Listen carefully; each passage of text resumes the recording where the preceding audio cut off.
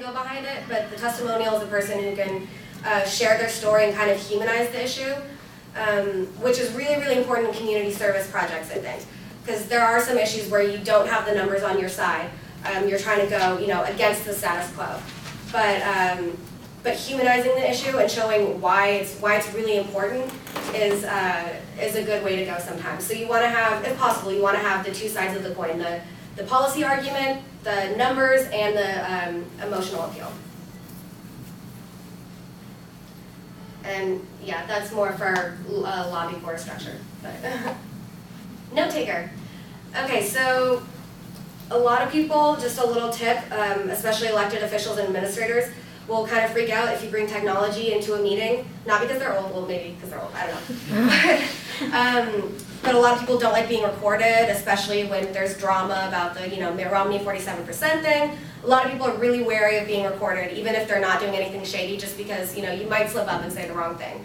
So if you have handwritten notes, people are usually more willing to talk more openly with you.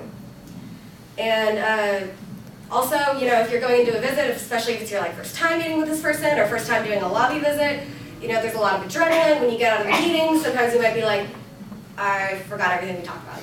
So that's why the note taker is important. They write down everything that happened and all the commitments you got out of the person. Okay, so these are just some general tips for, lobby visits especially. But again, for any type of advocacy, for any type of, forgetting the word. But anytime you're trying to make something happen, anytime you're trying to make a change, especially in policy, these are some good tips to keep in mind. Okay, so this is especially important if you have coalition partners, so you don't get your messages mixed up and nobody gets mad at anybody else.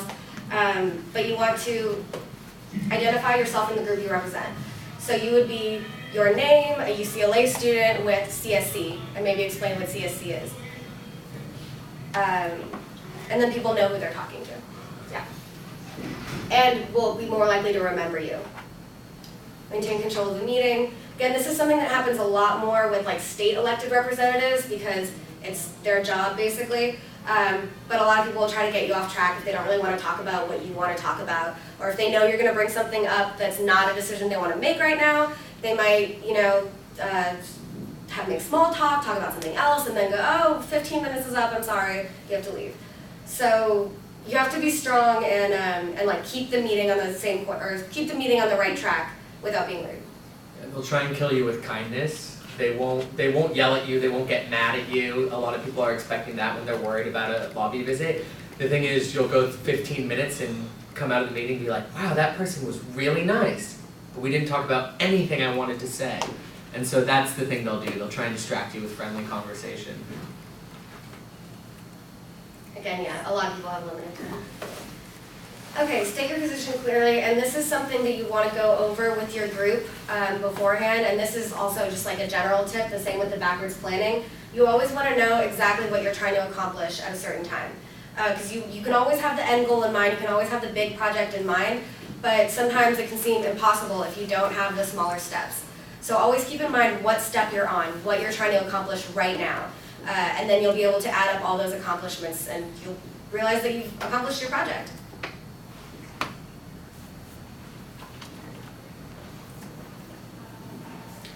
Okay, ask specific questions. So this is specifically for a lobby visit. If you want a commitment out of someone, you have to ask them a question where there's no room for ambiguity. There's no way for them to say maybe or yes, but. So you want to ask them yes or no questions. Is this what you're going to do? Are you willing to do this? And yeah, this is for lobbies. This is third of them. Also, more for elected representatives, this is the working with the media strategy. Make it clear that you're a voter, you have other students behind you who are voters, and they're looking for that person to be responsive to them. Information. So this is the presenter's role, and it's the reason it's so important to do research.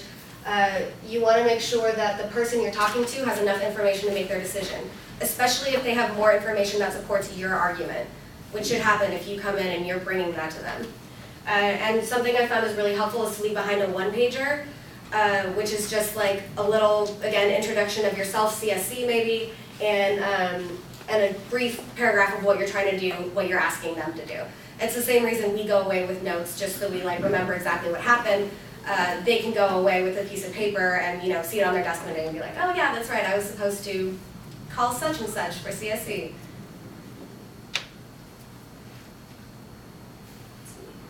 Allies to your advantage. Yeah, so a lot of people don't think of making coalitions with other groups, but it can be really, really, really helpful, especially if you need people power to show that a lot of people support your issue. So I would recommend reaching out to, again, like I said before, not just student groups, not just other offices, but unions, teachers, parent organizations, anyone who might have a similar goal with you and be able to like bring some resources.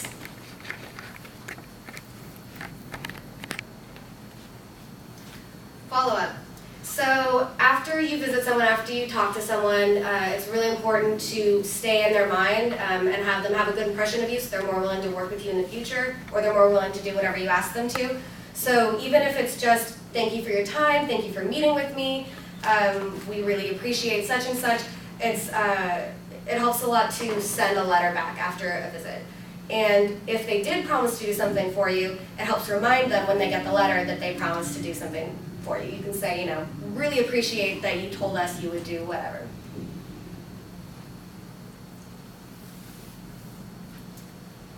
Debrief.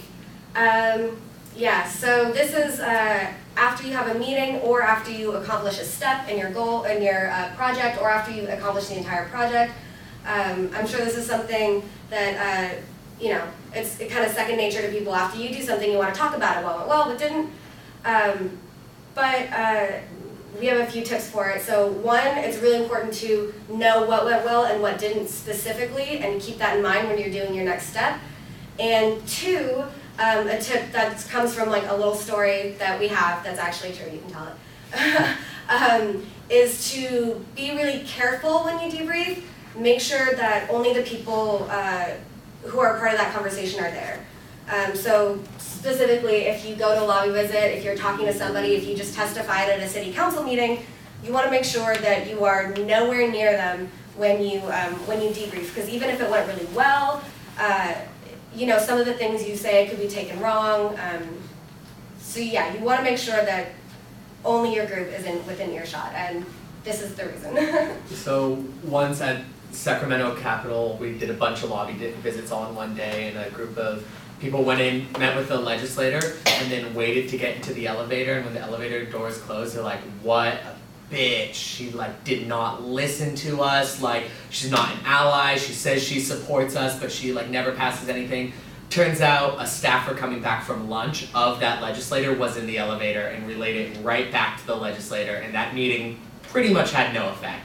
It could have been an ally, it could have been someone we worked with, not after that point. I forget which legislator it was, but yeah, you never know who's around. People talk, especially in politics. They like to tell people things. So, not that any of you would say that, but yeah, but just even if it would have been oh, she's totally on our side, we've got this, that could also have bad connotations too. So just always make sure you are with your group and alone before you debrief. And you, as she said earlier, you're coming off of a lot of adrenaline when you meet with elected officials.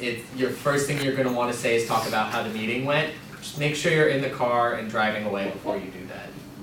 And then another thing for debrief, another part of the reason I like to have this as a big poster, not just so you can hang it up in your office and everyone can clearly see it, but also there's lots of room to write things. So let's say you had a specific date, you had a specific visit during week 1.